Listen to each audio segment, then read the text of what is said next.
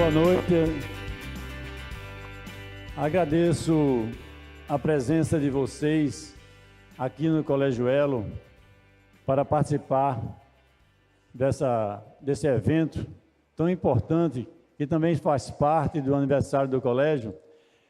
Nós temos aqui Celso Antunes, que é um ícone na área da educação, mais de 250 livros escritos, mestre. Então, a vivência de Celso Antunes na educação tem uma importância enorme. Então, para a gente do Colégio Elo, é uma grande satisfação. E acredito que todos vocês vão sair daqui hoje com algo a mais que vão levar para o resto da vida. Que Celso Antunes, por onde passa, deixa a sua marca. Celso Antunes, seja bem-vindo ao Colégio Elo e estamos aqui para lhe ouvir.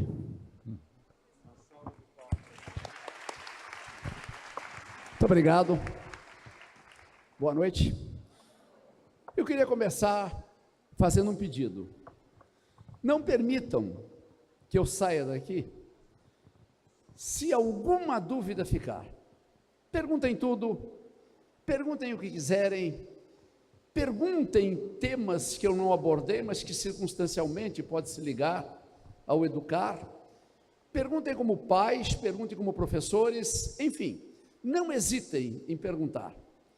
Porque, na verdade, é quando se faz perguntas que se dá a uma palestra um tom característico com aquela localidade a qual a gente se dirige. Portanto, o meu pedido é que não hesitem em perguntar, e se ao final alguma coisa faltou, não vão embora sem perguntar.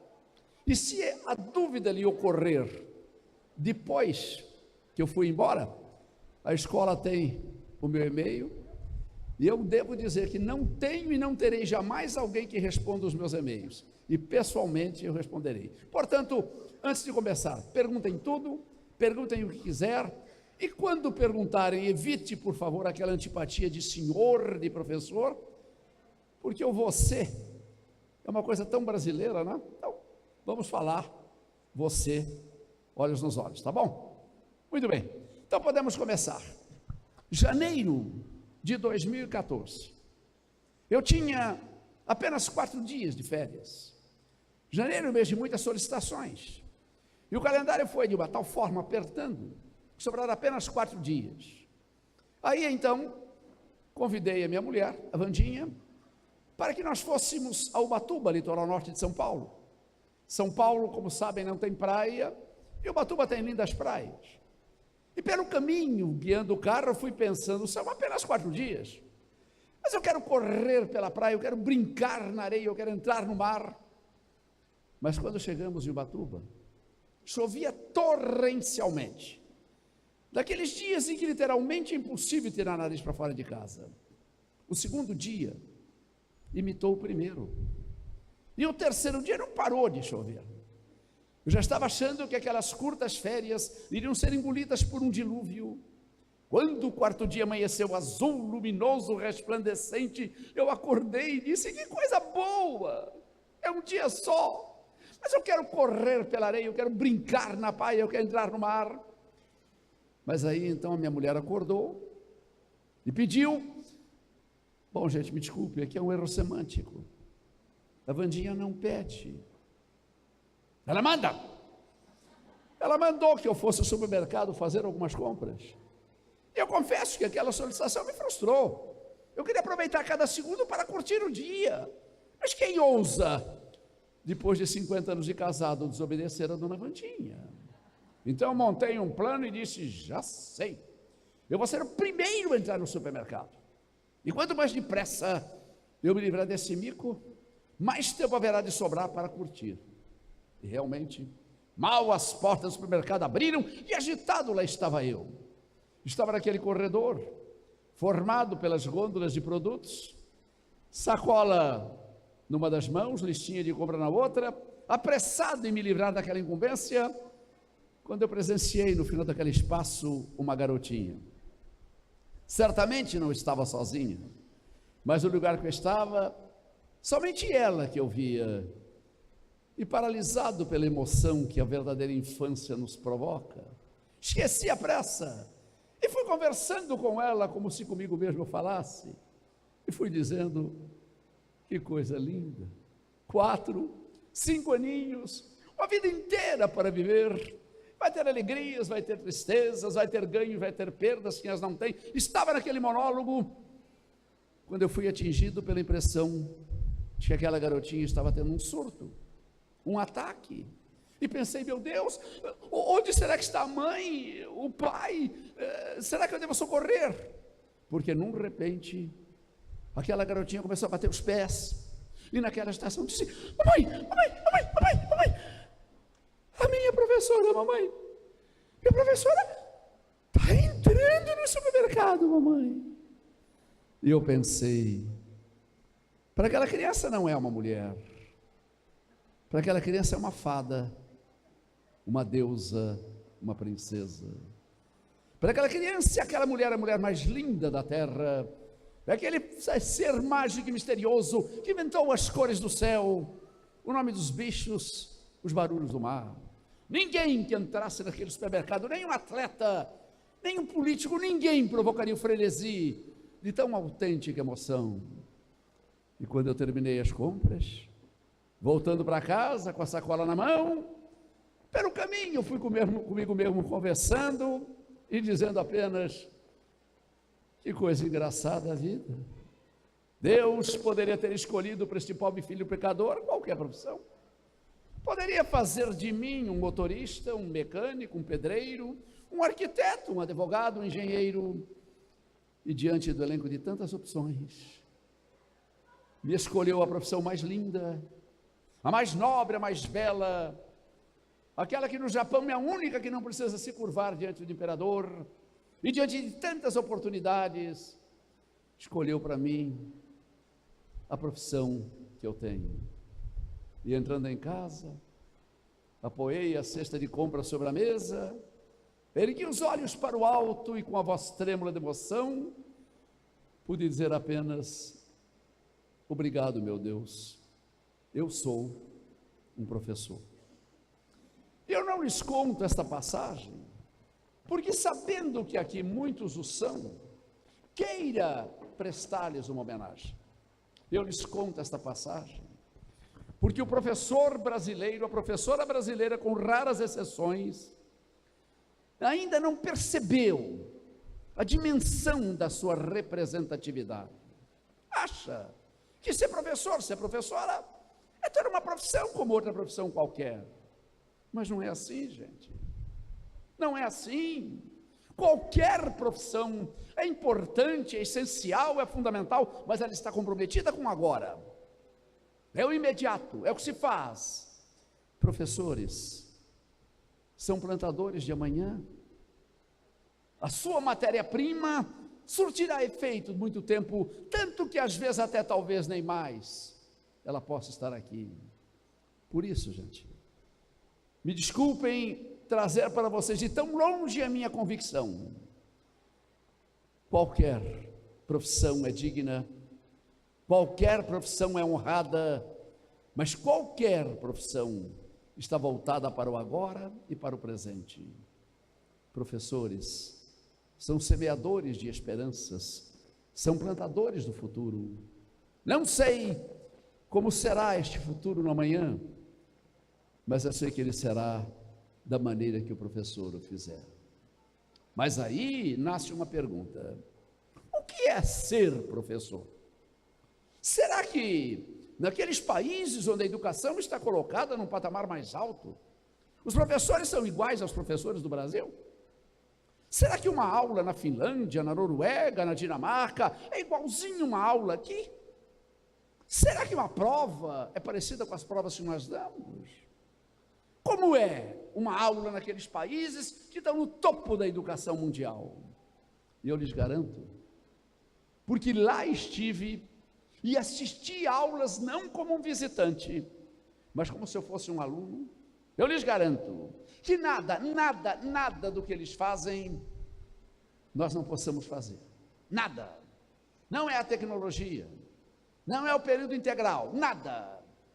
Desde que tenhamos duas condições. Desde que nós, professores brasileiros, tenhamos duas condições. Vou enumerá-las e vou dizer a primeira e a segunda, mas uma não é mais importante que a outra. As duas se igualam. A primeira condição, a primeira e essencial condição, ser jovem. Porque só os jovens podem mudar, só os jovens acreditam em mudança, mas não se iludam. Ser jovem de qualquer idade, gente.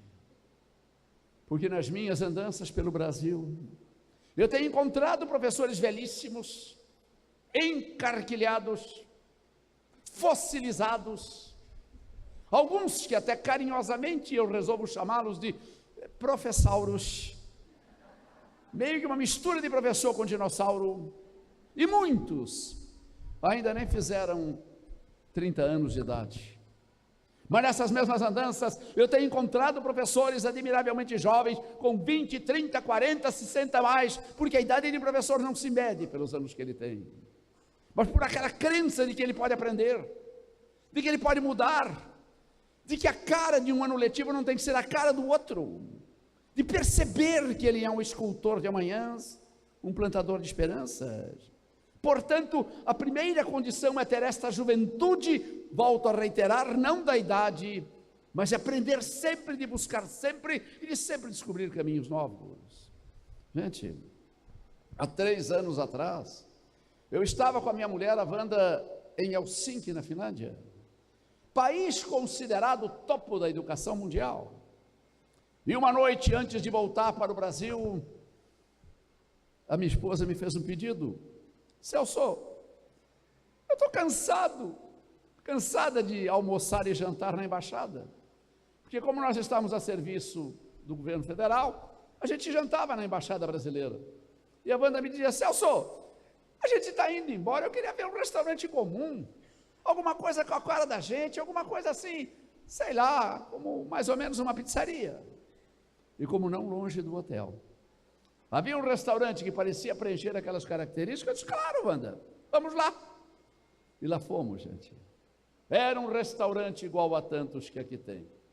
Garçons desfilando de lá para cá com bandejas na mão, pessoas comendo e conversando, nada parecia ser diferente. Mas de repente, um silêncio.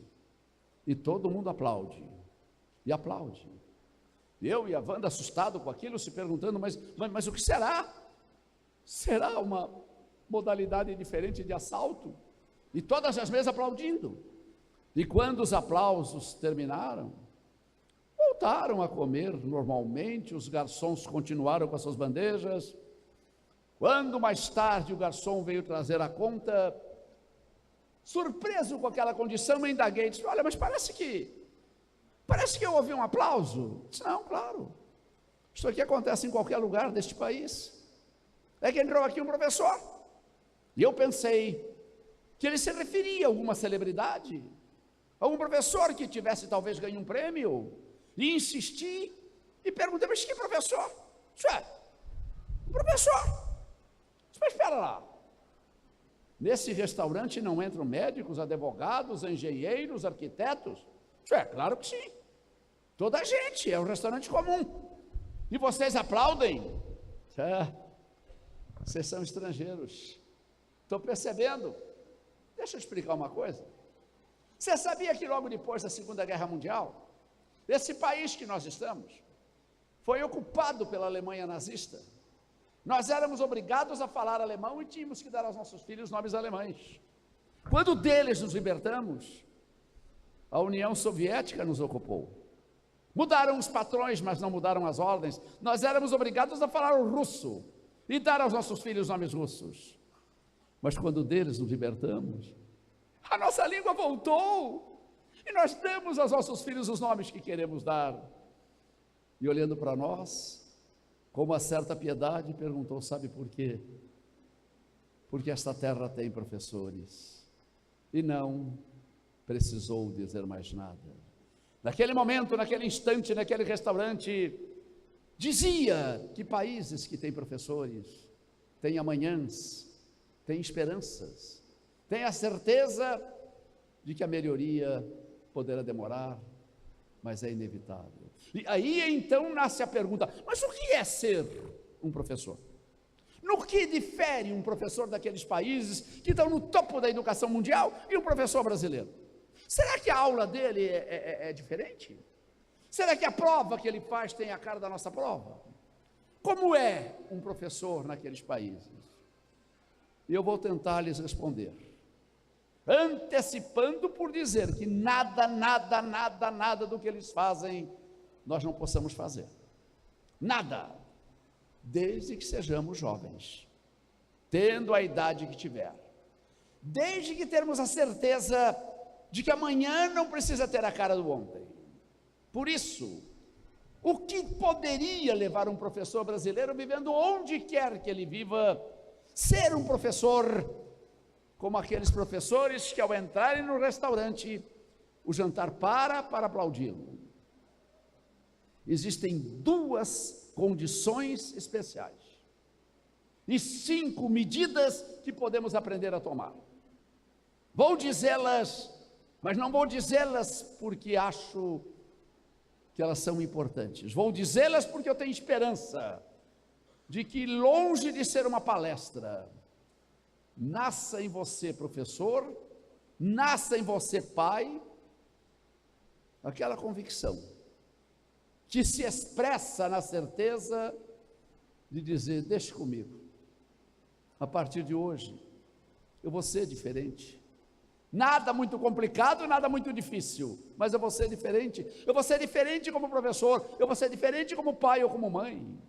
Por isso, 2 condições. Primeira, exatamente esta juventude, esta coragem de mudar e de repente aprender que aquilo que se fez ontem não é necessariamente obrigatório que se faça amanhã.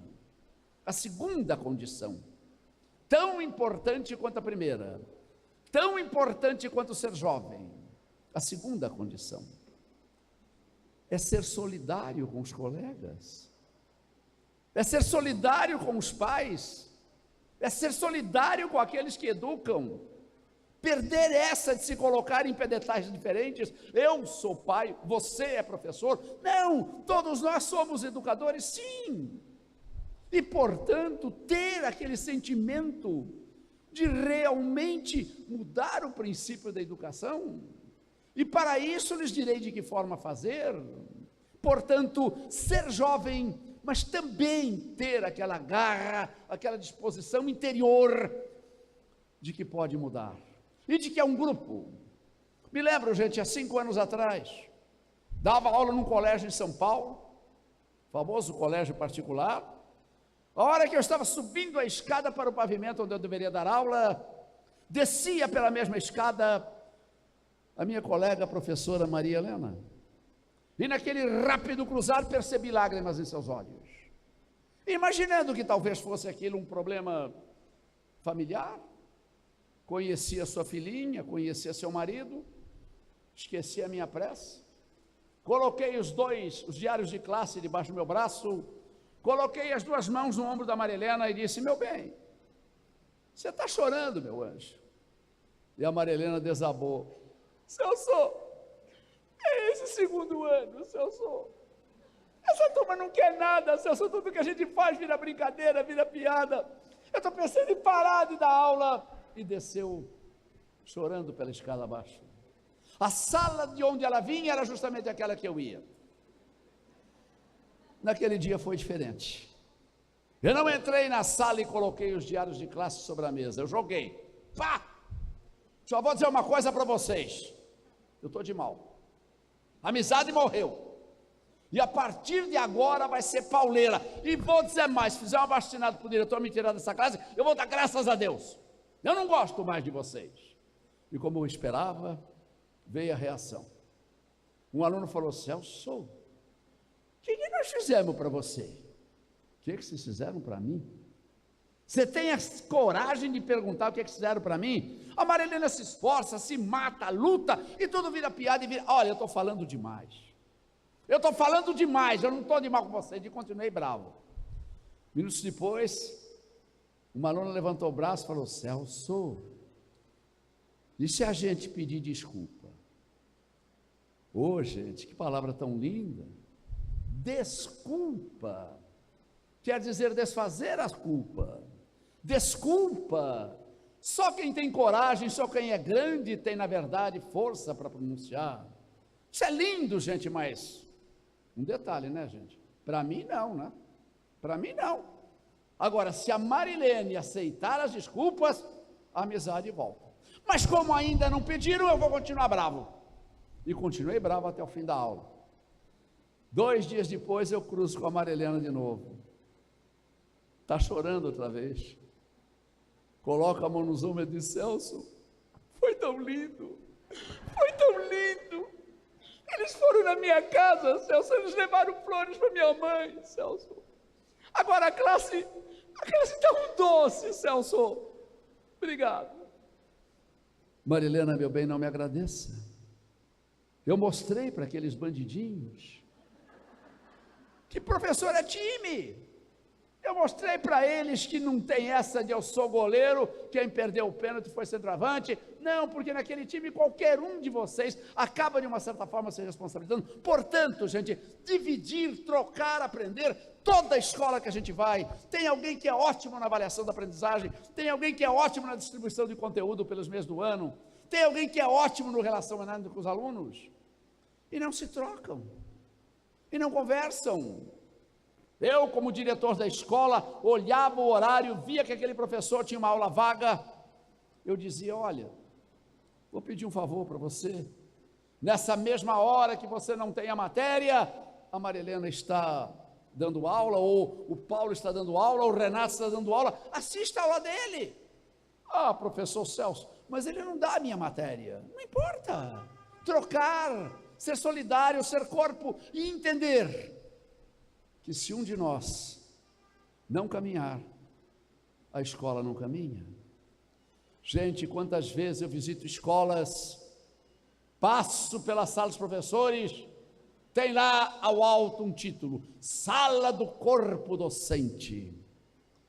Juro que eu tenho vontade de esperar o diretor virar as costas e escrever o verdadeiro nome: Serpentário. Porque veja, cada um está na sua. Então, primeiro, ter aquela qualidade. Aí sim, vocês alcançaram as 2 condições: solidariedade, grupo, equipe, time. E também ser jovem, sendo jovem de qualquer idade, sendo jovem em qualquer ocasião. A partir daí, algumas mudanças. Mudanças que eu vi na Finlândia, mudanças que eu vi na Noruega, mudanças que eu vi na Dinamarca, e que nada impede que possamos fazer aqui, desde que você seja jovem. Portanto, vou lhes falar o que eles fazem e o que podemos fazer, desde que você tenha aquela disposição de dizer: deixa comigo, eu vou tentar.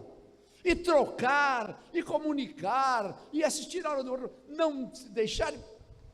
Só uma observação: depois dos 80 anos, meu anjo, eu parei de tomar água. Água, suco, refrigerante, Coca-Cola, agora é só uísque, só cachaça. Portanto, muito obrigado. Como ensinar valores, estimular inteligências e discutir emoções, é o tema que nós estamos abordando, vamos chegar lá, tá bom? Eu vou, para não desapontá-la, pegar o copo. Muito obrigado, gente. Só não me deixa sentar em cima, por favor, depois. Muito bem, gente, então veja bem, as 2 condições básicas eram essas, mas aí viria aquele outro dado, não é? Como desenvolver isso, como fazer como um professor daqueles países. Vou lhes dar algumas dicas, e volto a reiterar: não dou dicas porque creio que é importante, mas porque de uma certa forma, vejo que o professor brasileiro pode ser como são aqueles professores que naquele país realmente representam. Portanto, como é a aula? Como é o conteúdo? Como trabalham valores? O que eles fazem que nós na nossa terra não fazemos? Vamos começar, vamos mostrar. A aula, por exemplo. Como é uma aula na Finlândia? Aí eu pediria a vocês que compreendessem uma inevitável generalização. Porque, é claro, uma aula para a educação infantil Não pode ter a cara de uma aula para o ensino fundamental. Uma aula para o ensino fundamental não pode ter a cara para uma aula do ensino médio. Uma aula em março não pode ter a cara de uma aula em novembro. Então, repare, eu vou contar a aula de uma maneira geral. E você vai adaptar a sua disciplina. Vai introduzir mudanças inerentes ao trabalho que faz. Mas tentarei colocar para vocês essa ideia de aula, essa ideia de conteúdo, enfim, esta forma de trabalhar. Como é uma aula? E para lhes dizer, e veja, não é um tema que interessa circunstancialmente ao professor. Interessa muito aos pais, porque a partir do momento que ele entende a dinâmica da aula, ele vai no lar fazer pequeninas coisas, mas que reforçarão aquela aula, e naquilo que nem parece uma ajuda, ele dará uma ajuda. E para lhes falar como é uma aula naqueles países extraordinariamente desenvolvidos, vou lhe contar uma história verdadeira, que aconteceu comigo há tanto tempo, mas há tanto tempo, há muito tempo, tanto que nenhuma das mulheres aqui presentes ainda era nascida. Alguns homens talvez, né, gente? Você sabe que homem e mulher não envelhece igual, não? Verdade, gente, quando eu casei com a Vandinha, era 2 anos mais velha que ela. Agora eu sou 18. Não, as mulheres são estranhas. Nós casamos, eu tinha 26, a Vandinha tinha 24. Agora eu cheguei nos 82, ela empacou nos 60. Não, é verdade, gente, tem medo de ser igual daqui a uns tempos, você é preso por pedofilia, porque do jeito que a coisa vai. Então repare, você vai dizer, mas peraí, Celso, você diz como é que vai ser a aula na Finlândia, como deve ser o nosso modelo de aula, e vai contar uma história antiga, é verdade? Porque há mais ou menos uns 20 e tantos anos atrás, eu estava no último ano de faculdade, o meu professor de prática de ensino passou pela minha carteira, apontou o dedo para mim e falou, cara, você é o único desta classe que não me entregou o relatório de estágio. Ou relatório de estágio na minha mão, ou você está no pau. Quando ele saiu de perto, gente, eu fiquei tão apavorado, mas tão apavorado, que a primeira coisa que eu perguntei para um colega, o que é relatório de estágio? Eu falei, cara, você vai ter que assistir aula de um professor, de uma professora, descrever o jeitão que ela trabalha, e depois, então, você vai comparar o jeitão que ela trabalha com aquilo que o professor explicou que deve ser o jeitão certo. Eu não tinha alternativa, gente. Não tinha. Aí, como eu morava nessa época no bairro do Brooklyn, não longe da minha casa, Santo Amaro tinha um colégio estadual, fui lá pedir a um professor para estagiar na aula dele. Cheguei lá, fui falar com o diretor nem tirou os olhos do papel que assinava, falou, meu filho, quer assistir a aula, vai lá na sala dos professores. Fala com o professor que você quiser, se deixar, coisa sua e dele, não tem nada do meu corpo. Saí da sala do diretor, fui passar os professores, era hora de aula, não tinha ninguém. Vi um inspetor de aluno lá, pedi a ele para dar uma olhada na grade horária, quem da minha matéria ele estava, já que eu tinha que pedir para alguém, pedi para alguém da minha matéria. Ele olhou a relação, me devolveu um sorrisinho sacana, malandro, e disse, moço, ô moço, quem está aí hoje na sua matéria é a dona Judite. E aquela risadinha me assustou. Parecia embutir um recadinho. Se ferrou, meu filho. Mas quem era eu para discutir? Pedi a ele para explicar como é que era a dona Judite, para não ficar perguntando para todo mundo como era a dona Judite. A hora que ele explicou, eu já fiquei esperando. A hora que bateu o sinal e a turma foi chegando, na hora que ela apareceu, não tive dúvida. Baixinha, olhos negros, como 2 noites sem luar, blusa vestida na avesso, que eu pensei que era descuido, expliquei qual era a moda, cabelo espichado para o alto, feito uma vassoura piaçava. Eu, todo maneiroso, pedi a ela permissão para estagiar em suas aulas. Ao invés de dizer sim ou não, botou a mão no meu nariz, ficou com a mão na minha cara, não dizia nem sim nem não, eu me desmiliguei inteiro ali. Depois de um minuto pareceu um cego, falou, o quê? Estagiar nas minhas aulas? Nenhum problema, meu filho. Pode estagiar quantas aulas quiser, mas vou lhe dizer uma coisa, tem um preço.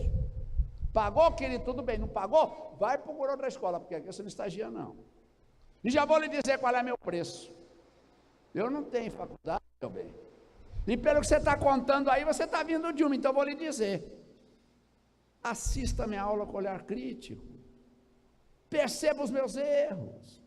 Veja as pisadas na bola que eu dou. Porque daí você, quando for embora, deixa no lugar uma professora melhor. E apontando o dedo de novo para mim, disse: você topa? Não tinha como não topar. Deveria assistir umas 4 aulas de Dona Judite. Assisti umas 10. E aquilo mudou a minha vida. Aquilo mudou o meu conceito de aula. Vou tentar reproduzir a aula que assisti, ou as aulas que assisti, não para que você a copie, mas para que você faça da sua cara, do seu jeito, se valendo daqueles princípios, mas naturalmente norteando pelos caminhos que julgar mais válido, para a série que leciona, para o ambiente que trabalha e também para os pais, o que isto seria complementado com uma ação que Alice faria.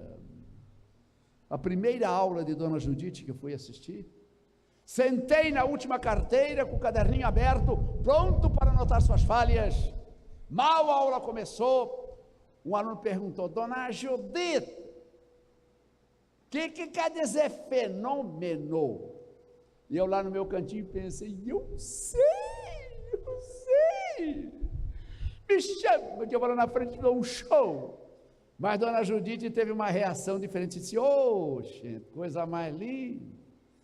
Guilherme está perguntando o que é fenômeno, não tem dia melhor do que hoje para explicar. Mas, gente, por favor, me dê uma ajuda. Se eu não souber o que é fenômeno, como é que eu posso achar? Eu pensei que Dona Judite não sabia o que era fenômeno, mas ela queria ensinar o aluno a procurar. Ela queria ensinar os alunos a se trocar, a se aprender um com o outro, aprender a buscar. E pensando como eu pensava, logo depois ela disse: gente, se eu não souber o que é fenômeno, de que jeito eu poderia saber? Um aluno falou: Dona Judite, por que a senhora não pergunta para alguém? Opa, gostei da resposta de Maria Lúcia. Maria Lúcia, qualquer alguém serve? Será que se eu perguntar para o seu Vicente, que vai a folha dos árvores, caiu no bar, e a classe inteira, não, seu Vicente não, eu começava a dar ideias, dar sugestões, a classe era viva. Depois de algum minuto ela disse: oxe, vocês me ajudaram demais, mas me diga uma coisa, e se no dia que eu tiver que saber o que é fenômeno, não tiver ninguém para perguntar, daí eu não vou saber?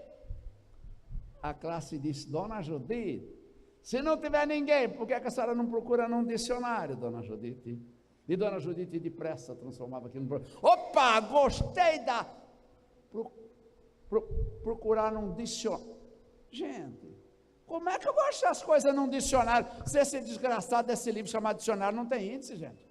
Já virei dicionário de lá para cá, de cá para lá, não tem índice, como é que eu vou achar? O mano falou: Dona Judite, dicionário não precisa ter índice, porque dicionário é pela ordem alfabética. Para. Uma palavra muito linda foi falada aqui.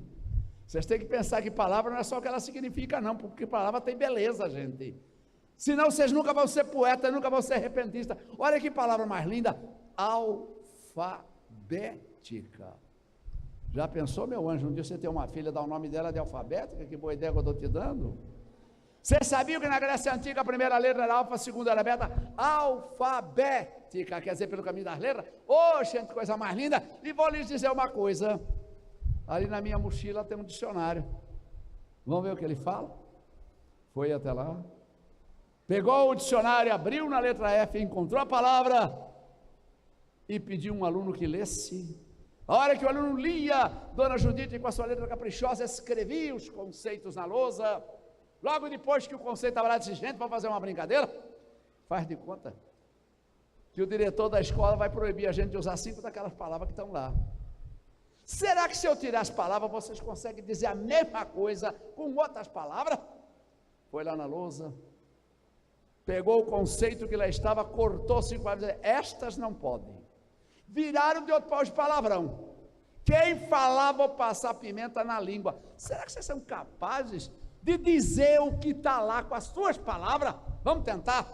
Você, meu bem, é verde, amarelo, azul, vermelho, branco, verde, amarelo, azul. Quando todo mundo tinha cor, disse: agora desfaz carteira enfileirada, vamos fazer uma rodinha de verde aqui, de amarelo ali, de azul. Os alunos em grupo discutiam, debatiam, viviam, a classe tinha aquele protagonismo total.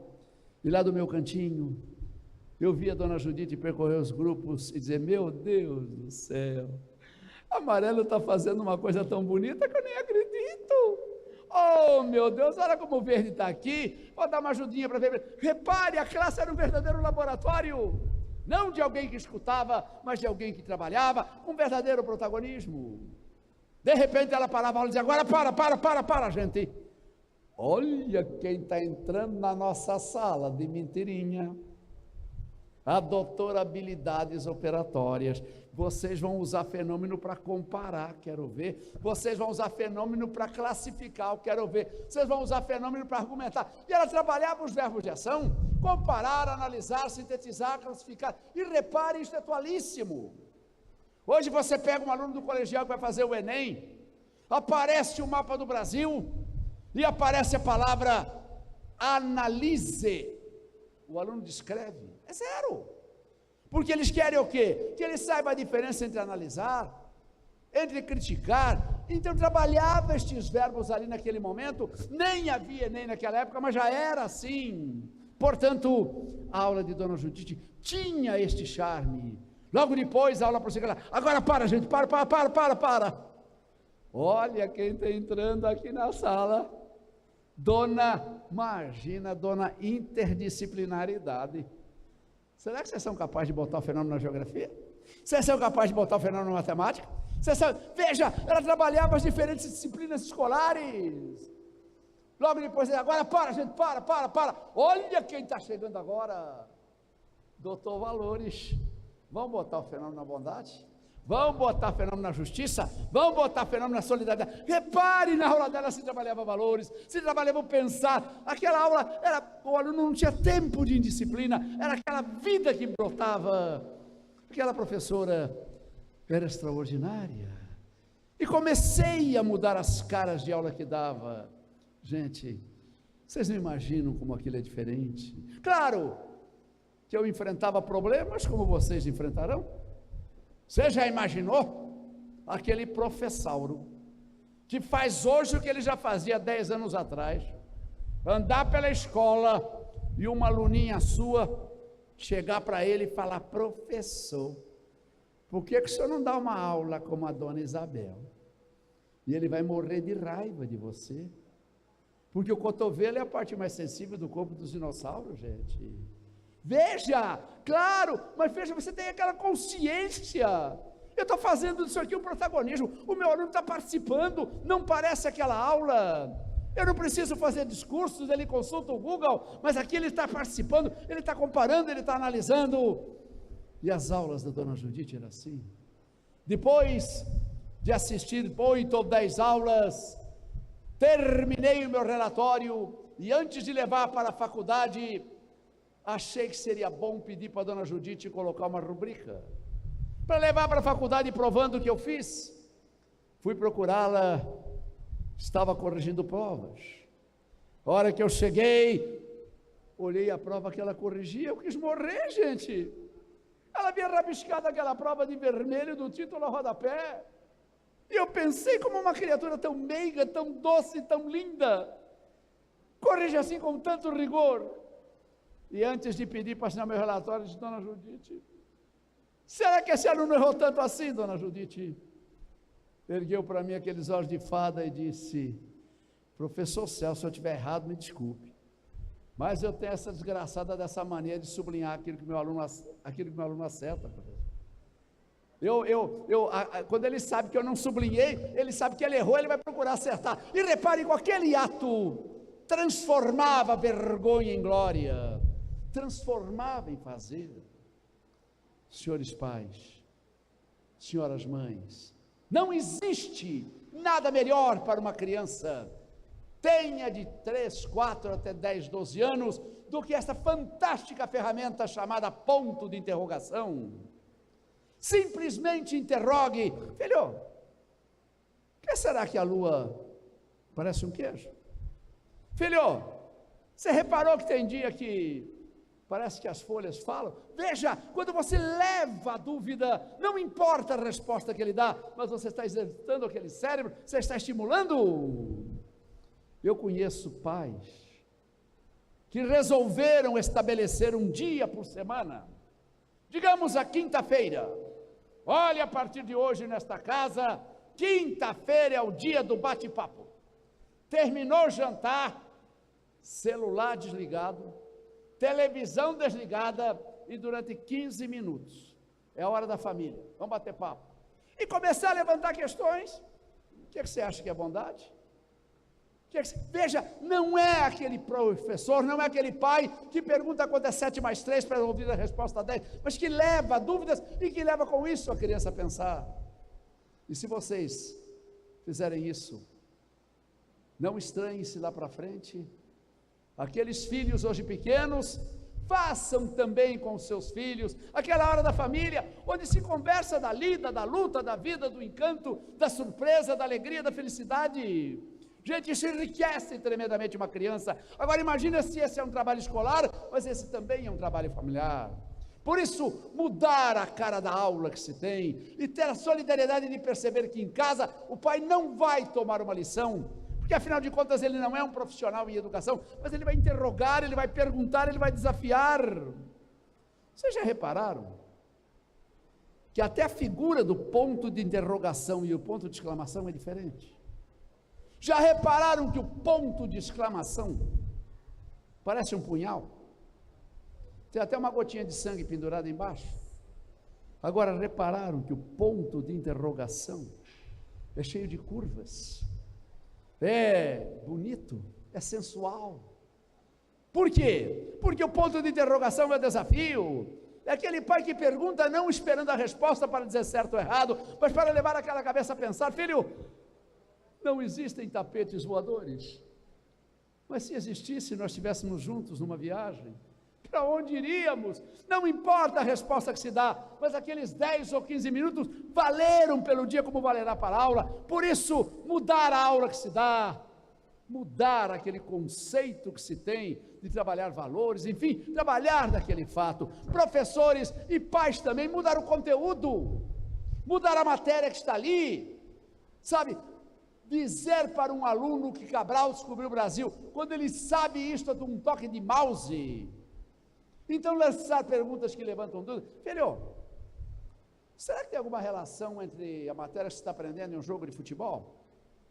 Será que tem alguma relação entre a matéria que você está aprendendo e um tombo de bicicleta? Veja, não é que tenha relação, mas para levar aquele cérebro a pensar e para abrir as portas da criatividade.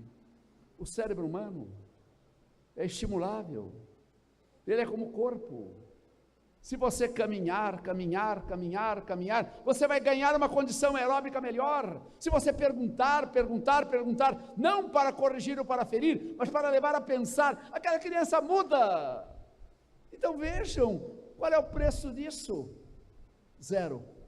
Se alguém neste auditório me perguntar, Celso, eu tenho R$10 por mês para encontrar estímulos para o meu filho, ele certamente me falará de um valor muito maior do que eu sei responder, porque revistas velhas, caixas de papelão, são as ferramentas para tornar aquele cérebro pensante e desafiador. Portanto, a mudança na aula que se dá e no horário familiar que se tem, a mudança no conteúdo que se passa. Um dia, reuni os professores da minha escola e falei, gente, o conteúdo que você dá, aquilo que você escreve no diário de classe, tem que ter cheiro de vida, tem que estar ligado ao dia a dia, não pode ser aquele conteúdo que está no programa, mas que é uma coisa morta. E quando fiz aquele discurso, fui lá para a minha sala de professor, para a minha sala de diretor, não levou 10 minutos, apareceu o meu professor, João Hipólito, grande professor, 2 metros de altura, pele escura. A hora que eu levantei os olhos e vi, ele disse, professor, falou para mim, professor, isso que o senhor falou na minha matéria não dá. Falou para botar matéria no dia a dia, botar matéria no futebol, no tombo do skate, na rua atravessar. Na minha matéria não dá, professor. Eu dou história, eu dou coisa que aconteceu há 200 anos, há 500 anos. Como é que eu vou botar na vida deles? Eu vi que naquele momento o Hipólito me pediu uma sugestão, embora não falasse, e notei que debaixo do braço dele havia um jornal do dia. Falei, Hipólito, você pode me emprestar esse jornal?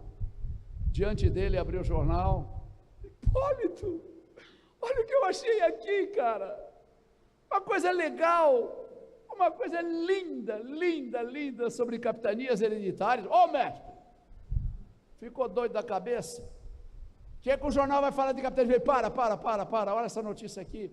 Professor, é uma notícia sobre uma passeata da mesa. Eu falei, para. A passeata de quem pede terra hoje começou antes, quando se doava a extensão. Repare, ele começou a perceber na atualidade aquilo que estava lá. Não demorou muito. Hipólito, olha o que achei aqui, cara, que coisa legal. Uma notícia no jornal sobre a Revolução Francesa. Mestre, Revolução, mestre, o senhor agora pisou na bola, professor. Tem nada de Revolução Francesa aqui. É uma notícia sobre um crime que teve no Rio de Janeiro. Eu falei, para. Leia a notícia de novo. Veja que na mesma falta liberdade, igualdade e fraternidade, e que em nome desses valores uma nação mudou. Na mesma hora ele cortou o jornal. Daí para frente, Hipólito nunca mais foi o mesmo, gente. Um dia, no final do ano, eu até desabafei com ele. Hipólito, sabe, cara, você me dá problema, porque chega no fim do ano, eu tenho que distribuir as aulas entre os professores, e todo mundo só quer você. Eu não posso dar todas as aulas para você, nem cabe no seu horário. E ele, com aquela linda modéstia, disse, mestre, fazer o quê se eu sou gostoso, mestre? E era, veja bem, não o gostoso no sentido paladar, mas aquele que os alunos adoravam, porque viam na matéria dele a vida que vivia. Gente, hoje nós vamos falar do jogo de futebol ontem, e naquele jogo narrava. Me lembro que um dia estava na minha sala, ele apareceu na porta com aquele tamanhãozão grandão e disse, mestre, reparou ontem, aqueles malditos adversários fizeram um gol aos 47 do segundo tempo, professor. Quando eu pensei que era de futebol que ele falava, ele disse, gente, tem a sua validade, porque eu vou dar em Confidência Mineira. Como é que eu vou trabalhar em Confidência Mineira sem frustração? A frustração do futebol. Então veja, a matéria tem que ir, cara, por isso aulas como Dona Judite, conteúdo como Hipólito, mas nunca abdicar de trabalhar os verbos de ação, comparar, analisar, classificar, sintetizar. Gente, isso é lindo. A criança, quando aprende a diferença, abre portas e caminhos. Agora, às vezes, dá problema. Um dia, por exemplo, eu resolvi ensinar o meu neto. Falei, vou ensinar o Ico. Viajo muito, mas no tempo que eu estou em São Paulo, vou ensinar ele. Ele ligou para mim e falou, vô, você me leva no futebol? Vô? Eu falei, depende. Depende de quê, vô? Depende, meu bem. Você tem que argumentar comigo.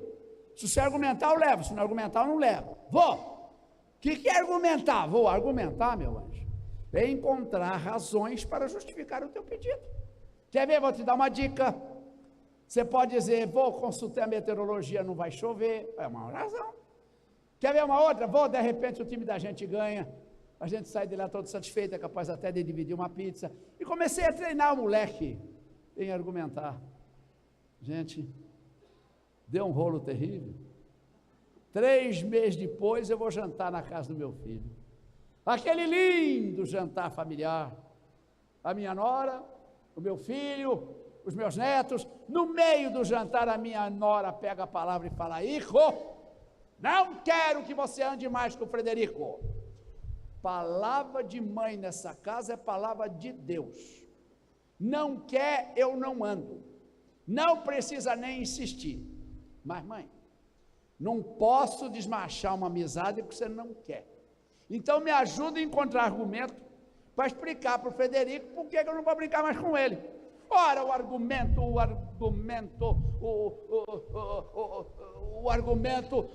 eu não quero porque eu não quero. Mãe, isso não é argumento, mãe, isso é argumento de ditador, mãe. Eu não quero porque eu não quero. Mãe, dá um argumento, mãe. Ora, argumento. Sim, Frederico, eu acho que o Frederico é bicha. Eu acho, mãe. Eu acho. Isso é opinião, mãe. Não é argumento nem aqui nem na China, mãe. E digo mais ainda, é preconceito. Mas não é, e se fosse, qual é o mal? Bicho, esse não pega, mãe. Mãe, me dê argumento que eu desfaço. Eu não sei o que tem as crianças de hoje, que a gente quer ter um jantar familiar e de repente vira briga. Gente, quando você ensina os verbos de ação para uma criança, ela vira uma peste. Ah, mas aquela peste admirável, que nos dobra, que nos enverga, e que deixa a gente às vezes sem saber nem para onde olhar. Portanto, veja, a aula que se dá, os argumentos que se colocam, isso na escola, isso na família, vai criando este mundo. Mas principalmente, a maior diferença entre a educação no Brasil e a educação naqueles países que estão no topo da educação mundial, ocorre na avaliação da aprendizagem, no trabalho que se faz para a avaliação de aprendizagem. No Brasil, para cada 10 professores, 9 acha que a avaliação é aplicar prova e corrigir. Em países onde a educação é mais séria, a avaliação é como aquele médico que vê o seu resultado clínico de exames e diz: olha, filho, toma esse remédio, corta este produto. Veja, a avaliação é um retrato para ele dizer o que fazer. Então o professor deve perceber a avaliação não como punição ou prêmio, mas simplesmente como caminhos para orientar. Gente, há 5 anos atrás, fui convidado pela Prefeitura Municipal de Uberlândia, em Minas Gerais, para fazer uma palestra. E a diretora da escola que nos acolheu resolveu prestar uma homenagem a este palestrante. Se tivesse me consultado, eu diria que não precisaria homenagem. Homenagem por quê? Sou professor como outro qualquer, se Deus me colocou a oportunidade de ver outros lugares e eu posso divulgá-los, a ele se deve homenagem, não a mim. Mas ela queria fazer surpresa e não me falou nada. E pensou: eu vou escolher um aluno, pedir a ele para fazer um lindo desenho. Aí quando o Celso Antunes terminar de falar, eu vou chamar o aluno e ele vai lá na frente e entrega o desenho para o Celso, dá um beijo e a homenagem está prestada. Mas muito preocupada com o processo da inclusão, não escolheu qualquer criança. Escolheu um aluno. Mais tarde eu vinha saber, seu nome era Vitor, 8 ou 9 anos, portador de algumas características que o tornavam muito diferente das crianças comuns. E eu sem nada saber. Quando eu terminei a palestra, ela pegou o microfone e anunciou a homenagem e chamou o Vitor.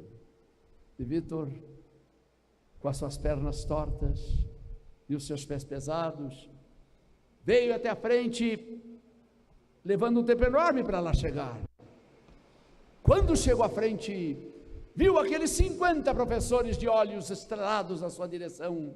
Foi de tal maneira atropelado pelas emoções, que esqueceu completamente as palavras que decorou. Sem tirar os olhos da plateia, lembrou-se apenas de esticar o desenho e dizer apenas: toma. E com seus passos trôpegos e pesados voltou para o seu lugar. E eu pensei: mais de 200 pessoas neste auditório, e todos sabem o que esta criança não tem. Todos percebem a sua falha, mas meu Deus, aqueles olhos com aquele brilho, porque naquele momento representavam seus colegas, é tão imenso. Qualquer um diria: imagina escolher uma criança com defeito na sua mobilidade. Gente, educador, pai, mãe ou professor ou professora, claro que olha os erros e corrige, mas nunca deixa de elogiar, de ver os acertos, de dizer às vezes, até mesmo sem completar a frase: filho, ontem eu pensei em você, te admirei, cara. Por quê, pai? Vou falar não, acho que você sabe. Pode até não ser verdade, mas aquela criança vai de repente pensar: o que será que eu fiz? Que gostou tanto? Gente, quanto custa botar uma mão no ombro e falar: cara, você é minha alegria, Por quê, pai? Precisa explicar, né, filho? Acho que você sabe. Sei não, mas não vou. Não importa explicar, nem mesmo se você tem ou não tem a resposta, porque naquele momento ele percebe o significado de ser, de ter. Agora reparem, a aula que se dá, o conteúdo que se passa, os valores que se trabalha, as habilidades que se tem, nada é complicado, desde que o professor seja jovem. E para terminar, como eu comecei a minha palestra contando aquele caso, daquela criança que naquele supermercado saltitava, e ela constituiu um gancho para chegar até o fim, vou lhe contar uma outra historinha curtinha, 3 minutos apenas, e que ontem à noite, quando lá em Mossoró, eu estava me preparando para voar para cá, para vir para cá, eu escrevi. É uma historinha muito simbólica, mas eu não concluo. Eu gostaria que você concluísse. História de um cidadão que morreu e sua alma foi de encontro a Deus. E diante de Deus, ele pediu: olha, eu queria ver se tem um lugarzinho para mim aí no céu. E Deus disse: olha, o céu é para poucos, meu anjo. Eu não posso colocar todos, mas eu vou dar uma olhadinha na sua vida, e se você tem méritos, as portas do céu se abrirão para você. Se não tiver, paciência, o céu é para uns. E depois me disse: meu bem, você na vida mentiu, você furtou, você enganou, e agora você vem me pedir o céu. Que argumento você tem para justificar esse pedido? E aquela alma lhe falou: Deus, eu nunca tive uma mãe que conversasse comigo, um pai que pudesse perder tempo batendo papo sobre coisas boas, uma professora de verdade que me ajudasse a encontrar caminhos. E a porta do céu se abriu. Por isso, gente, educar, antes de tudo, é amar, antes de tudo, é fazer do filho, do aluno, um protagonista. Me lembro que há muitas vezes, em São Paulo, onde eu moro, eu estou às vezes caminhando, encontro pessoas que não imagino que foram meus alunos. Claro, tinha 13, 14 anos, como é que eu vou lembrar naquele indivíduo gordo, careca, enorme, que ele foi meu aluno há 20 anos atrás? Mas ele se lembra de mim, então me esmaga naquele abraço, e quase sempre diz: Celso, nunca esqueci aquele bate-papo sobre bondade, sobre justiça, sobre liberdade. Gente, nunca. Alguém me abraçou e disse: Celso, os afluentes da margem esquerda de São Francisco, eu lembro até hoje.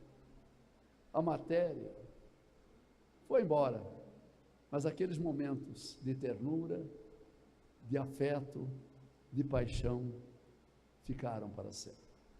E como eu comecei, com a historinha da criança que saltitava, me permitam agora, com uma última historinha, terminar. História daquela mulher, professora, mas poderia ser também um homem, o sexo no contexto da história é irrelevante. E ela chega na escola para dar a sua aula, e ainda não é o momento da aula. Vai para a sala dos professores, esperar o sinal. A hora que ela senta naquela cadeira, ela começa a pensar na vida, e aquele pensamento lhe traz tristezas. Puxa vida, aquele casamento no qual eu botava tanta esperança, não foi exatamente pelo caminho que se seguiu, poderia dar uma melhorada. Aquele filho de 12, 13 anos, me traz tantas preocupações, e aqueles momentos de descanso se transformam na tortura, mas ela se liberta, porque bate o sinal, não pode continuar naquela lamentação, e vai até onde está o seu avental, o seu guarda-pó para vestir, e ali tem um espelho, e sem querer ao pegar o avental se vê no espelho, e vê aqueles olhos cansados, aquele corpo combalido, e vai para a sala de aula arrastando-se, sentindo-se como se tivesse 1000 anos. Quando chega, o professor da aula que antecedeu ainda não terminou.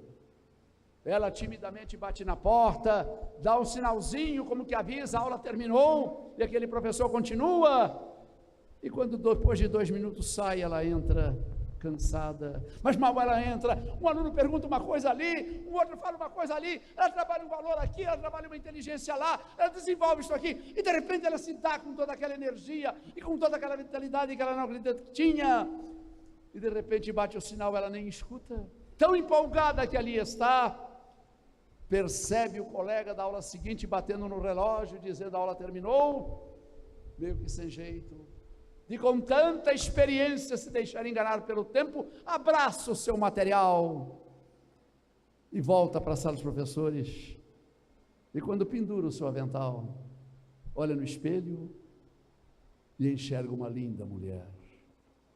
O que tem esta mulher? O que em tão pouco tempo transformou aquele espectro, aquela imagem de dor e angústia, naquela beleza, naquele sentimento de ternura e de qualidade. Se você sabe o que tem esta mulher, sinceramente, você está pronta para ser mãe, para ser pai, para ser professor. Só me resta pedir desculpa de roubar-lhes esse momento, porque você já aprendeu tudo. Se alguma coisa que eu falei você justificar de um jeito ou outro, experimente. Um dia, claro, você esquecerá quem lhe falou, mas quem sabe, naquela criança que hoje você abriga, inventará uma tal de hora da família, naquele lar daqui a muito tempo. Foi um prazer falar com vocês, e para encerrar, apenas um aviso. Qualquer pergunta que quiserem, eu estou à disposição, não tenho pressa, mas obviamente a palestra terminou e quem não tiver perguntas está liberto para sair, não é obrigado a esperar, de repente está louco para ir embora, o colega ao lado levanta o braço, ele tem vontade de dizer, baixa esse braço desgraçado, não, pode ir livremente. E finalmente um aviso, não sei se vocês sabem, mas nada embeleza mais uma mulher do que a fotografia ao lado de um velhinho decadente, gente. Muito obrigado, até uma próxima oportunidade. Muito obrigado.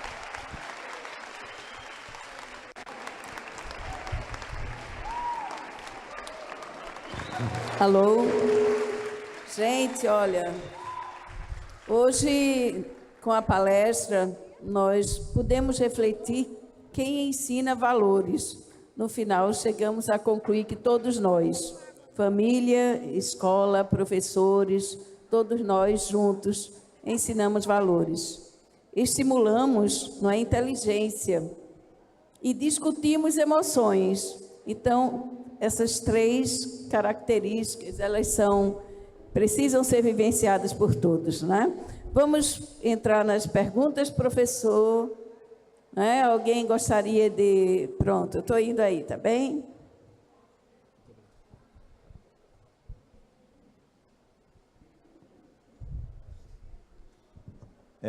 Boa noite. Boa noite. Ao Colégio Elo, professor Anchieta, professora Lenimar, sou ex-professor dessa escola, me orgulho muito de ter passado por aqui, e me chamou muita atenção a fala do professor Celso Antunes, conheço muito bem algumas de suas obras, parabenizo pela escolha realizada pelo Colégio Elo do professor Celso Antunes. Mas o que me chamou a atenção na tua fala foi quando tu fizeste uma relação entre o professor da Finlândia, ou Islândia, com o professor ou os professores do Brasil. Eu me pergunto sobre essa diferença na tua ótica, né? Quando a opção do governo finlandês no final da década de 60 foi de uma inclusão social na política da educação na Finlândia, onde o filho do trabalhador estudaria junto com o filho do empresário, Isso é uma verdadeira inclusão e uma opção de um projeto nacional de educação. Um outro fato que eu queria que o senhor abordasse um pouco mais é o perfil desse professor da Finlândia, as condições materiais que foram dadas a esse professor para que ele tornasse a Finlândia um país de primeira linha na área da educação a nível mundial. É a formação desse professor, as condições materiais que foram determinadas e dadas a esse professor, e um dos pontos importantes, ao meu ver, é a jornada de trabalho desse professor da Finlândia em relação ao professor taxista do Brasil. Para concluir, a Lei 5692/71 do nosso país fez um caminho inverso com relação à educação brasileira. Os filhos da classe média saem da escola pública e vão para as escolas particulares. Evidentemente, quem vai ingressar nessa escola pública é apenas aqueles alunos que estavam marginalizados ao longo do processo histórico, mas agora se fazia necessário incluí-los nesse processo da educação. Os professores começaram a se perguntar: eu não sei mais dar essa aula, esse aluno não é o mesmo aluno de antes, o que está acontecendo? Esse professor, para poder sobreviver no Brasil, ele tem que se virar de manhã, tarde e noite. Evidentemente, não é? Aqueles que têm as condições melhores ou materiais poderão escolher uma escola de linha dentro do seu perfil, dentro das suas condições familiares. Mas como é que eu posso fazer uma relação entre este professor, que é taxista, com remunerações muitas vezes a desejar, tendo que frequentar ônibus ou um carro qualquer, sei lá, como é que a gente pode ver que a nossa educação, ela pode ser vista de uma maneira muito próxima, porque o meu papel de educador, eu entendi o que o senhor colocou, não é? Que o meu papel de educador não basta apenas eu ter a vontade, mas é preciso dar outras condições, não é? Que o nosso governo não tem optado, que não é o que o ELO faz. O ELO procura exatamente buscar dar à sociedade pernambucana um ensino de melhor qualidade. E eu parabenizo a todos vocês que estão aqui presentes, ao professor Anchieta, ao professor Lenimar, e toda a equipe que compõe o ELO. Vocês estão de parabéns, vocês estão no rumo certo. E eu conheço essa linha desse colégio há mais de 25 anos. Tá? Obrigado, Felicidade. Muito obrigado. Em primeiro lugar, eu agradeço porque a sua pergunta vai permitir uma abordagem que não faria parte originalmente da palestra.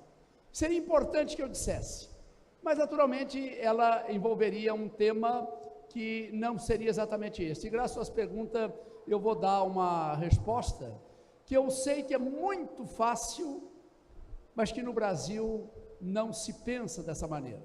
E mais uma vez eu busco a inspiração na Finlândia. E é uma resposta que vale para pais, mães, professores e professoras. O escopo da avaliação nos países que estão no topo da educação mundial não é quanto o aluno tira, mas é o progresso. Se ele está progredindo, não importa se ele progrediu muito e ela progrediu pouco, porque na verdade o muito pouco vai depender de certas condições que são específicas da individualidade. Agora, nós aqui temos aquela ideia de dar a nota, de apresentar aquele número, de fixar aquele resultado, quando naqueles países o professor, o pai, não compara aluno com aluno, mas diz: puxa vida, estou comparando ontem com hoje e estou percebendo algum tipo de progresso. Não importa que este progresso corra demais, aquele corra de menos, mas está havendo aquele progresso. Então você tem toda a razão. Esse hábito de colocar números tende a levar aquele aluno que tirou 6 a achar que ele é inferior do que aquele que tirou 8. Mas de repente aquele que tirou 8 no mês anterior havia tirado 9. E aquele que tirou 6 começou o ano tendo tirado 3 ou 4. Então eu acho que nós teríamos que dar uma viravolta no processo, e mesmo que não tenhamos o poder para mudar uma decisão, Secretaria de Educação, do Ministério da Educação, pelo menos ter aquela palavra. Querido, eu fui obrigado a dar essa nota para você, pelos erros que você cometeu. Mas olha, você está melhorando, meu anjo, cada vez mais. Mas o João Henrique tirou 9, eu tirei 2. Filho, repare, não é tão importante assim. E ainda como epílogo, a colocação, que eu volto a dizer, foi muito útil, eu me lembro de um professor que eu tinha. Ele fez uma coisa que eu achava notável, isso ainda no tempo do ginásio. Ele dizia, olha, se você não gostou da nota que teve, não tem problema não. Risca a nota que você teve e põe a nota que você quer. A única coisa é que se você colocar uma nota aí, no mês que vem você tem que tirar essa nota que você colocou nesse mês aqui. Se você tirar, não tem que descontar nada. Agora, se você não tirar, aí é 0. O que acontecia? O aluno tirava 4, com medo da bronca do pai e da mãe, ele botava um 7. No mês seguinte, ele estudava como um louco, e nunca tirava o 7, tirava 8 ou 9. Então veja, tem que ter estratégias para levar aquela falha no sistema avaliativo brasileiro de identificar o aluno por quantidades.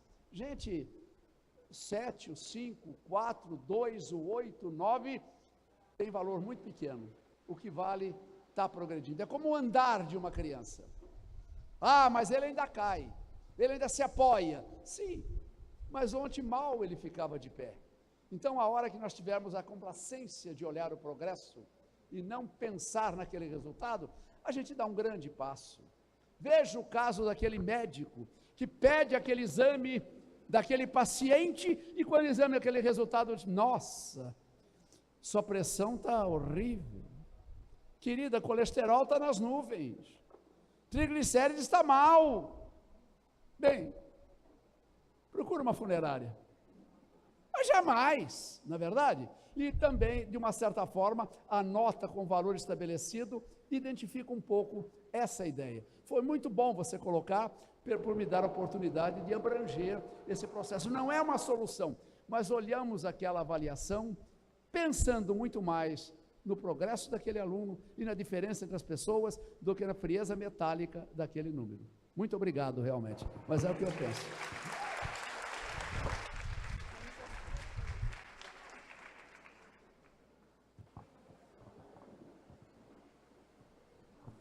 Boa noite a todos. Boa noite.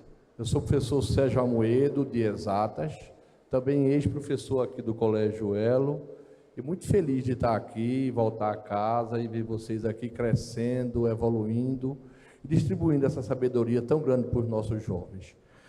Celso, a minha dúvida é o seguinte, a palestra sua é ensinar valores. Eu, como professor de Exatas, eu trabalho em faculdade, tanto alunos ricos como alunos pobres, e minha dúvida sempre é o seguinte, como ensinar valores nessa luta diária que a gente tem com essas redes sociais que pegaram, conquistaram e transformaram a maioria dos nossos jovens em zumbis? Olha, uma excelente pergunta também, vou responder com muito carinho, só quero previamente reiterar a observação que fiz de que a palestra terminou. E se eventualmente você está interessado naquele tipo de resposta que lhe angustia, graças a Deus você fique, mas não se sinta prisioneiro de um compromisso, porque afinal de contas você pode achar que não pega bem eu sair. Não, veja bem, é uma hora de debate. Agora, você tem toda a liberdade para admitir que a palestra terminou e na medida que aquela resposta não interessa particularmente a A ou B, que se sinta liberto para sair. Agora, respondendo realmente a sua pergunta e que eu considero inteiramente válida. Você tocou num ponto central.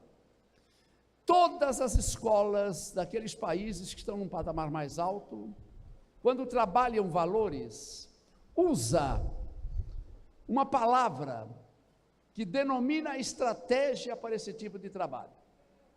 Essa palavra é a palavra maêutica. É uma palavra que devemos a Sócrates, que tem mais de 2000 anos, E que repare, por que Sócrates foi condenado à morte? Porque numa ditadura, ele ousava ensinar o jovem a pensar. O que é, em síntese, a maêutica? Eu creio que muito mais fácil do que dar uma explicação em pedagogês, eu vou dar um exemplo. Imagine uma turma qualquer e um dia aquele professor, não importa a disciplina, diz: olha gente, hoje eu vou abrir uma exceção, vamos bater um papo sobre uma coisa. Vou contar para vocês uma fábula. A fábula, talvez vocês saibam, mas o importante não é a fábula, é o bate-papo que nós faremos quando a fábula terminar. E conta, entre outras ou entre milhares, a fábula de Ésopo, o cordeiro e o lobo. Aquela história que muita gente conhece, que o lobo, louco para devorar o cordeiro, chega lá e diz: opa, você está sujando a água que eu estou bebendo, eu vou te devorar. Seu lobo, desculpe, mas o senhor está mais acima, a água vem de lá para cá, se alguém está sujando é o senhor, eu estou mais abaixo, como é que eu posso sujar? É verdade, mas não, o motivo para te devorar continua. Eu soube que você falou mal de mim há 3 meses atrás. O senhor desculpe, mas eu nasci há 2 meses. Como é que eu poderia ter falado mal do senhor há 3 meses? Bom, se não foi você, foi seu tio, seu irmão, seu lobo, desculpe, eu sou filho único. E o lobo, desesperado, comeu o cordeiro. Veja, esta fábula, ela é uma historinha que você contou. Agora imagine que naquele dia você não é o matemático, não é o historiador, não é o geógrafo. Bom, gente, agora vamos conversar sobre a história. Vamos sentar em círculo, se a condição da sala permitir, fazer uma roda. Vou sentar também. Por que será que eu contei essa história? Será que essa história tem alguma coisa a ver com a vida nossa de todo dia? Como é que você terminaria essa história? Eu gostaria de te ouvir, Ricardo. Fala você, Marisa. Paulinho, veja, você não está propriamente ensinando, mas você está levando aquilo a pensar. E se de repente um aluno dá uma resposta muito significativa, olha, o que você achou da resposta da Matilde? E sem querer, aquilo que parece um bate-papo, você vai levando aquela criança a um processo de reflexão. A aula vai chegando ao fim, lição de casa. Vocês vão fazer um desenho sobre a história que eu contei. Veja, naquele momento você está fazendo a maêutica. O que significa a palavra maêutica? Não se assustem, é parto, porque a mãe de Sócrates era parteira, e a maêutica é gerar pensamentos que nascem na pessoa, como um bebê, após a fecundação, cresce no ventre da mãe. Então, esse tipo de bate-papo, esse tipo de conversa, vai levar aquela criança a refletir, a pensar.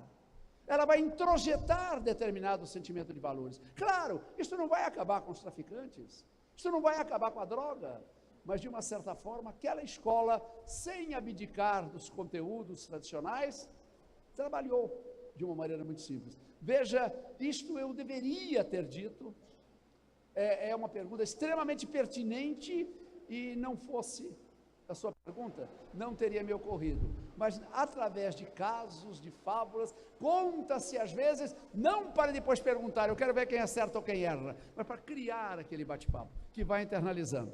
E me permita, explorando já a sua pergunta, porque o sentido é o mesmo, já imaginou você folhear uma revista qualquer, e cortar 8 caras de pessoas que aparecem lá em anúncios e que não são caras conhecidas. Esses 8, 4 homens e 4 mulheres. Coloca essas fotografias tiradas da revista numa folha de sulfite. Invente para um daqueles um nome. Luiz Henrique, Maria Aparecida e tal. Você tem aquela folha ali. Você vai trabalhar valores com uma determinada classe, você tem 5 grupos, Você tira a xerox, leva 5 folhas. Gente, hoje nós vamos fazer uma brincadeira aqui. A brincadeira se chama o seguinte: quem eu vou levar no passeio de arte? Olha, vocês têm 6 caras aí, eu vou dizer uma coisa, sem dizer quem é. Daí no final dou gabarito, mas será que vocês descobrem? Ganhou na loteria uma nota preta, vivia numa casinha pequenininha, pobre, deu todo o dinheiro que ganhou, menos 20 reais, para os pobres. E depois, quando alguém perguntou, mas por que você ficou com 20? Ué, tem tanto pobre que eu não pude dar, quem sabe eu ganho na loteria outra vez. Quem será, hein, gente? Veja, naquele momento, você está trabalhando a discriminação, os valores, e aquela criança pensa que está participando. Muitas vezes você leva aquela criança, aí quando a aula está terminando, você diz, gente, nossa brincadeira terminou, sabe o que eu achei legal? Eu acho que vocês brincaram de Deus, olharam pessoas, caras que você nunca viram, e disseram, é legal, é bacana, é lindo, e outras que vocês nunca viram, e disseram, é bandido, é sem vergonha, é assassino. Coisa engraçada, né, gente? Como a gente tem facilidade para julgar a partir de uma simples cara. Não precisa mais nada. Você está lentamente levando aquela criança a pensar naquela cultura estereotipada de que nós somos capazes de julgar apenas pela fisionomia. Então, veja, estratégias como essas são muito frequentes e realmente trabalham o valor, o que não quer dizer que esse resultado dê inteiramente certo, mas não é nada que seja realmente difícil encontrar. Então, seria mais ou menos essa linha maêutica, muito popular em países que estão no topo da educação mundial. Gostaria tanto de ver nas escolas de minha terra. E repare, se todos os professores de uma escola conhecerem a estratégia, aquele professor perdeu uma aula de geografia, aquele perdeu uma de matemática, aquele perdeu uma de história, no final do ano, ele deixou de dar 5 ou 6 aulas de conteúdo, quase nada, mas além daquela matéria, ele trabalhou os sentimentos, os valores, ele levou à reflexão. Então, em rápidas palavras, seria mais ou menos esse caminhar maêutico, e volto a dizer, me parecia muito importante ter a oportunidade da pergunta, se você não, aliás, da resposta, se você não fizesse, eu ficaria devendo. Muito obrigado, então. Só uma pitada verdadeira, mas curiosa, né? Eu tenho 82 anos. Eu conheci Monteiro Lobato. Ele já era um senhor respeitável, era um garoto. Mas o Monteiro Lobato era uma pessoa muito azeda. Escrevia muito bem, inventou Narizinho, Visconde Sabugosa, a Dona Benta, ele mas ele era muito azedo. E numa única palestra dele que eu assisti, na hora das perguntas, uma mocinha perguntou, senhor Monteiro Lobato, como é que a gente escreve um livro? E ele, com aquele azedume peculiar, disse, da esquerda para a direita, minha filha, e fechou o papo. Então, apesar de toda aquela genialidade, ele também tinha temperamentos e tal. Por isso que eu lembrei dessa figura inesquecível, mas que também tinha os seus momentos muito amargos, também foi muito perseguido, né? E um daqueles episódios que a vida não explica. Era uma época que o imperialismo não queria que o brasileiro acreditasse que tivesse petróleo, porque se não tiver vai importar e vai enriquecer empresas multinacionais. Mas Monteiro Lobato insistia que tinha, e não era, eu acho, ele tinha alguma base.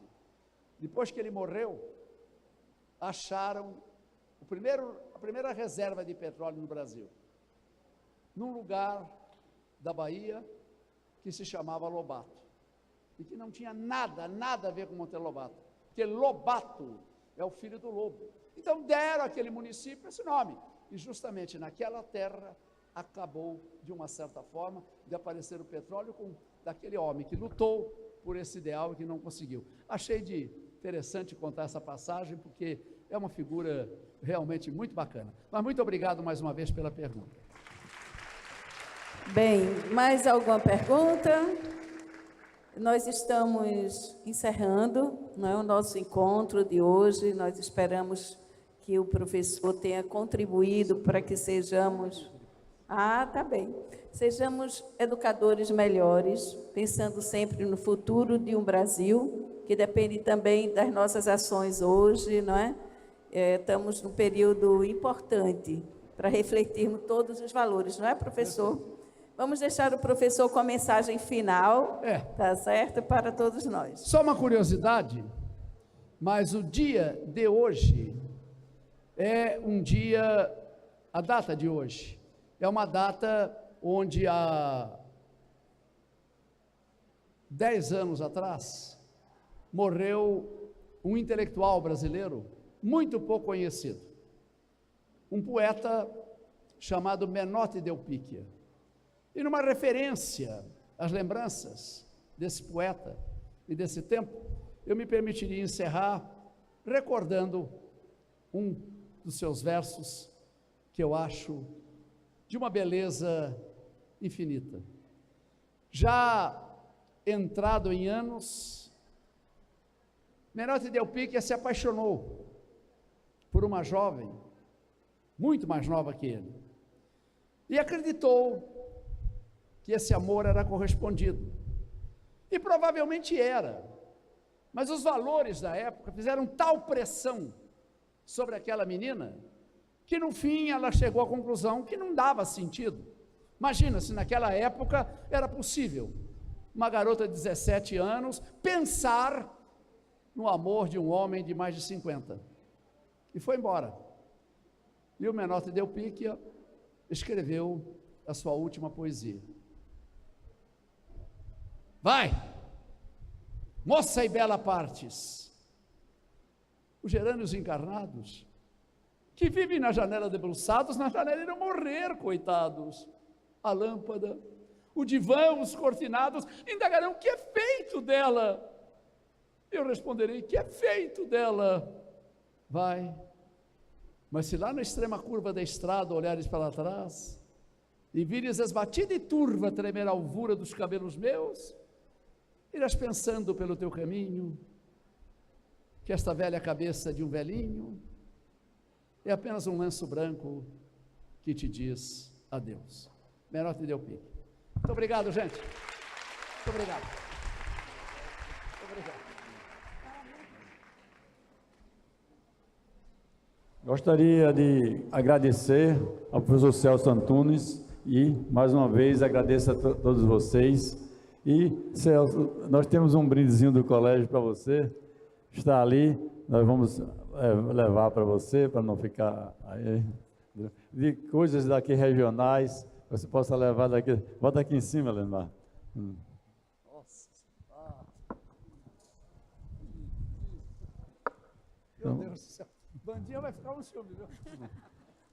Mais uma vez aí, uma salva de palmas aí para o professor Celso Antunes.